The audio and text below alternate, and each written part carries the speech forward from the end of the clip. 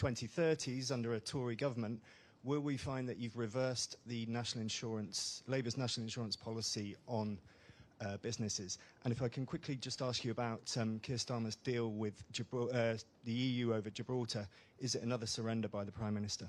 Okay. I'll start with Gibraltar, so I can start thinking of Back to the Future, which you know is my favourite movie. The Gibraltar deal, I haven't seen the details of, but the First Minister of Gibraltar, Fabian Picardo, said that he was happy with it, and I do actually trust his judgment. I've met him before. My concern is that every time Keir Starmer signs a deal, it's never a good deal. We always lose out. He said he'd signed a great deal with the US. It wasn't a free trade agreement. It was the sort of tariff deal that even Liz Truss did in about 2021, 2022, and now it's unraveled. The same thing we saw with the one that he had with India. So and let's not even get to the Chagos Islands, where we're giving away £30 billion to also give away territory. And unbelievably, because of the money we're paying, Mauritius can now scrap income tax. I mean, wouldn't we love to be able to scrap our income tax? We're paying for other countries to scrap income tax. So I'm not sure about Keir Starmer's negotiating skills, but until I see the detail, there's not much more I can say about Gibraltar. But the First Minister has said that he's happy with it. On the longer point about what the 2030s could look like, what I said I wanted to do was just change the whole system. I mean, you all would have been frustrated by what you saw in government. You had a Conservative government, and you thought, why aren't we just, allowing business to really go for it? Imagine what it felt like being the business secretary and not really being in control of business policy, because the Treasury controlled everything. The 2030s should be a time when we break Treasury orthodoxy to think about the long term, not just the next year, or how much we're going to spend in 2-3 years' time. We've got to think more long term. So we will change the whole system. That's what these lawfare commissions and the other ones I'm doing on net zero and on immigration are about. That we cannot just assume that what worked 20, 30, 40, 50 years ago will continue to work now with just a few tweaks. That's what we've been doing for a long time. It's what Labour is doing. We'll tweak here, we'll add a little bit for policing there, we'll take a little bit, we just have to stop that. So it's going to be a revolution. That's what you're going to get from us when we come back. Martina at the Sun. Thank you very much. Kemi Badenoch, you say Labour's spending review shows the state is getting too big, too bloated. So can you name one department currently doing something the government should no longer be doing? Not an efficiency saving, but something the state should step away from entirely. And is there a single public service you believe would be better delivered by the private sector? Thank you. There are many public services that could be delivered by the private sector. What we need to do is make sure the government does what only it can do and allow others to fill in the gaps. I can't defend the borders. I can't go fight a war as a private individual, a private company. That's what we need governments to do. You ask, what should the government not be doing? It should not be spending what it's spending on welfare, where we're paying lots of people to sit at home, where 1 in 4 people are registered as disabled in our country. That cannot be possible. That's the sort of stuff I'm talking about. Our welfare state is too big.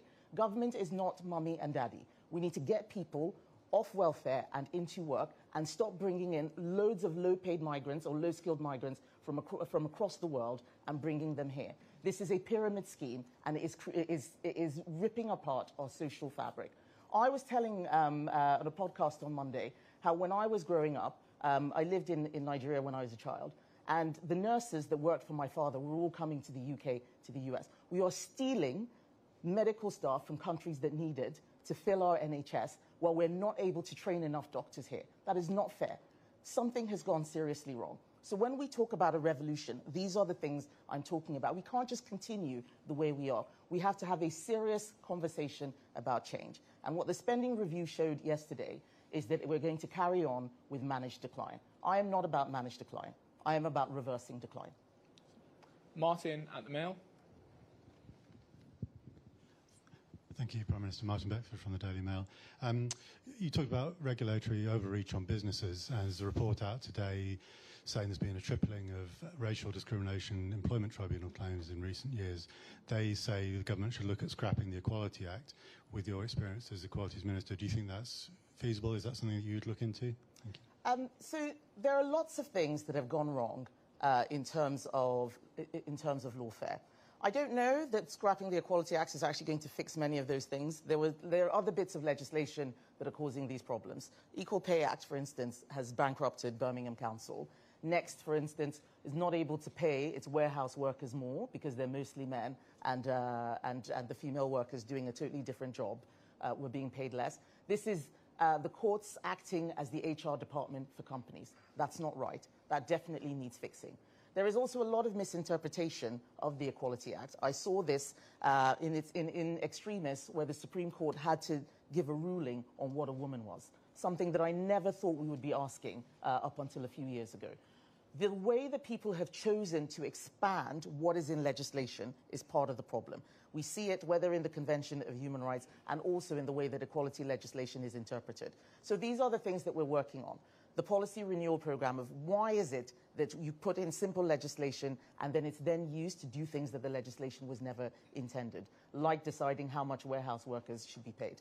That's what we really need to fix. And if it means changing the Equality Act or updating it or even scrapping it, let's see what our policy renewal programs come up with. But it's quite clearly not working as intended. Thank you. If I may ask a few questions. So the starting point is a difficult one. We've been through a long period of shocks, punctuated by policy mistakes. There's a great deal of pessimism, self-esteem is low. Suppose we jumped into the DeLorean, leapt into the future, and things start to go right. What's the positive vision for the UK? How does government look? How does business look? How does the energy market look? So I think we should start with energy. You mentioned energy. In my view, energy creates growth. Countries that haven't sorted out energy are poor, and those that have are wealthy. And it is completely crazy that certainly on for industrial energy costs, we are 4 times more expensive than the US. We are seeing advanced manufacturing, heavy manufacturing disappearing from this country. It's why we have issues with ceramics. It's why the steel companies are losing about £1 million a day. It's just not profitable. We've got to fix energy. So in the future, what I want to see is cheap and abundant energy, but that is still better for the environment. We need to move away from creating abstract goals like net zero, where a lot of money will be spent on things that aren't necessarily productive, and start talking about what it is we actually want to see: cheap, abundant energy. At the moment, what we're seeing when people are talking about innovation is just replacement. Once upon a time, when you were innovating, you were getting a new thing that was doing something that had never been done before. A lot of the innovation, especially around green tech, is not innovation. It's just replacing existing technology with something that's slightly different but using a different power source. That is not delivering productivity gains. So in the future, I want to see real productivity gains. I want to see the sort of things we saw where we moved from handheld telephones to mobile phones, not moving from a handheld telephone that works on petrol to one that works on electricity. That's the kind of thing that I'm talking about. Real, genuine innovation. And that should be across the board. This is Britain, for goodness sake. We started the Industrial Revolution. We can do this. We have great universities. We have the rule of law. We have so many great fundamentals. And yet we're all holding back. Government is saying, no, you can't do this, you can't do that. It is creating a zero-risk environment. We cannot have zero risk. So much of what is coming out in legislation, and I see it as an MP, is each day someone stands up and says, I've got a great idea. A constituent came in and said something bad happened to them. So let's bring in a new law so that that bad thing never happens again. And yes, that might be right to a point, but the law of diminishing returns kicks in. And now we have so much regulation that's stopping anything from happening. You look at the regulators, it's zero risk. We have young people. It's not just millionaires leaving the country. We have young people leaving the country because they don't think that this place has opportunities for them. They can't start businesses. We've got to fix that. People should not be leaving London for Dubai. They should be coming from Dubai to here. That's the future that I want to create. Look, in markets and in business, people understand zero risk means zero growth. Exactly. It sounds like, well, the current government, previous Conservative governments made a claim that there was no trade-off between economic growth and net zero. It sounds like you disagree with that view. Fundamentally disagree. I fundamentally disagree. And I always did. Which implies if economic growth is necessary to meet pension liabilities and to raise spending on defence in a sustainable way, then there must be a trade-off between net zero and meeting pension liabilities, and must be a trade-off between net zero and defence. What steps would you like to see very quickly to see an improvement in this situation, an increase in energy supply and a reduction in spending, in prices? Right. So on net zero, I think I'll start off by saying that the way the legislation even came in was completely wrong. I've been an MP for 2 years, and I sat in this debate and heard everybody congratulating themselves on how we were going to get to net zero carbon emissions. And I stood up and I asked, how are we going to pay for this? And the minister at the dispatch box waved me away and said, don't worry, the plans will come. By the time, I think about 2.5 years later, when we started looking at the plans, I was a minister and the plans didn't make any sense. It was all linear thinking. Well, let's decide how many heat pumps we're going to have to make people buy, and then we'll put in legislation to make them buy it. This is how the zero electric vehicle mandate came in. This is not how you do things. And it has now created a warped system. Of course, there are trade-offs. There are trade-offs in everything. In fact, I often say that there are no solutions, there are only trade-offs. But we are making the wrong trade-offs. We need to make the right ones, and we need to do it with our eyes open. If you want to have net zero, then don't lie to people that it's not going to cost any money and it's going to deliver lots of green jobs. There's this mantra that you often get with left-wing governments, we're creating jobs, we're creating jobs. You can pay somebody to break some windows and pay someone else to sweep up the mess. You've created 2 jobs. There's no productivity. Those are the kinds of jobs they're talking about. I want to talk about real jobs. And that is how we need to start looking at our economy. So you asked, what do I want to see in terms of improving the energy situation? I think we need to look at exactly what the mix is in terms of renewables and gas. We have created a very distorted sort of grid distribution system that actually makes energy more expensive. I'm not against renewables, but we are subsidizing something while closing down gas, which is actually quite efficient.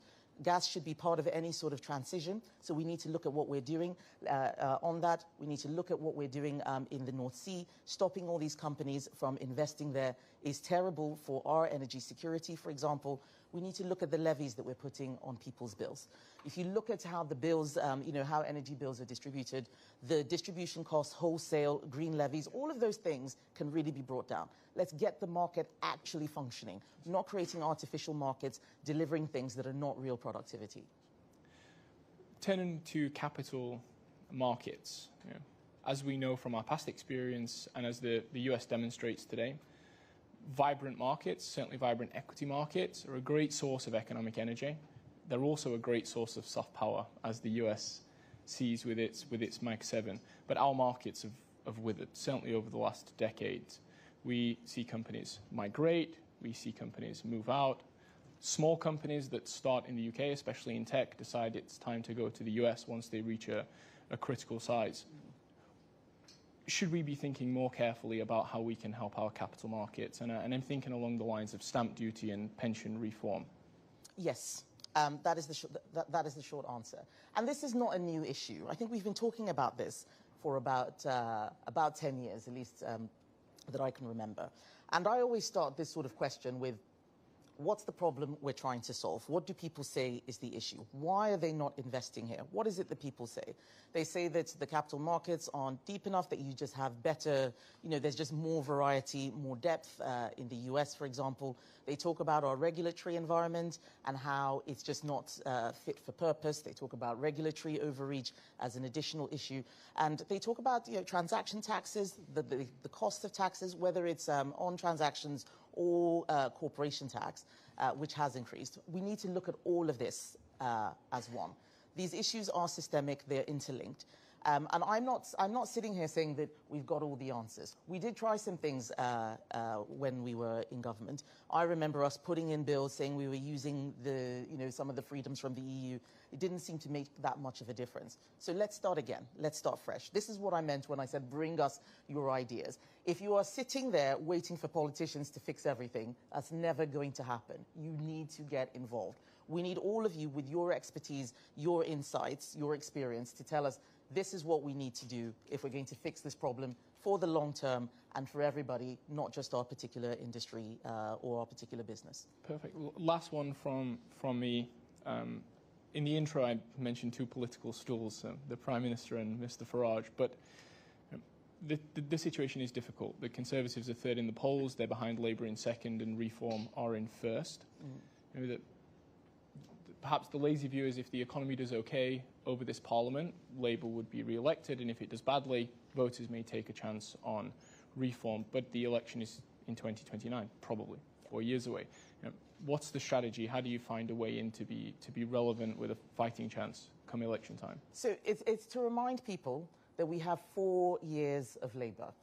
You look at the way that the media talks about the polling, and you would think that there was an election next week. In December, I spoke to Pierre Poilievre, who was the leader of the Canadian Conservatives, the leader of the opposition in Canada. He was 23 points ahead. Last month, he lost his seat. We live in volatile political times, and what we need to do is make sure that people understand what our offer is and why it is better than the other two. There is time, there's not that much time, but what I'm not going to do is what those other parties are doing, which is not telling you the truth. We have to tell people the truth. This is the harder way. It's a lot easier to do what Nigel Farage is doing and saying, here's my magic money tree and shaking it all around. But that is not honest. Or we're going to increase benefits, we'll nationalise everything, we'll raise the personal allowance to £20,000. That's already several hundred billion that he spent. This is not real stuff. And Labour try to do the same thing. They've now got into government with no plan, just assumed that once the Conservatives disappeared, everything would be fine. And things are getting worse because they had no plan. What we are doing is working on a credible plan that will actually work. It's not going to be easy. It probably can't solve everything. We're going to need other people to help us solve problems. Government cannot do everything. This is one of the things I say again and again. But that there is time. But we cannot, in my view, allow Labour to get away with saying that they're the only option and this is the only way this managed decline, or allow Farage, with no experience of legislating, he's never in Parliament, let alone government, to just come in. Can you imagine 360 random people suddenly taking over government and saying they're going to fix everything? We were there for 14 years sweating and labouring. It was unbelievably difficult. How many of you would allow your businesses to be run by people who'd never been in that business before and say, yeah, come on, I'm sure you can fix it? That's what he's offering. It's not real. It is a scam, and it's my job to expose that scam. Well, I think there's a lot in there for us to think about. I certainly hope that the UK will be working better than a DeLorean over the next few years, but I suspect, keep the nuclear power maybe in there. But you've been extremely generous with your time. Thank you for answering so many questions. I'd like everyone to invite you to say thank you very much. It's been a great pleasure. Thank you so much.